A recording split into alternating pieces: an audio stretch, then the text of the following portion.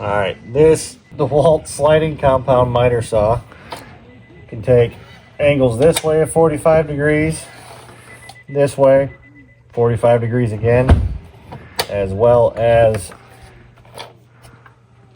45 degrees to 90 up here. Safety shield automatically retracts itself when you go down to cut the wood and covers the blade again once it's done. Has a spot back here for a bag for all of the clippings to go into, sawdust rather. You can also hook a vacuum to that instead of just letting it go everywhere.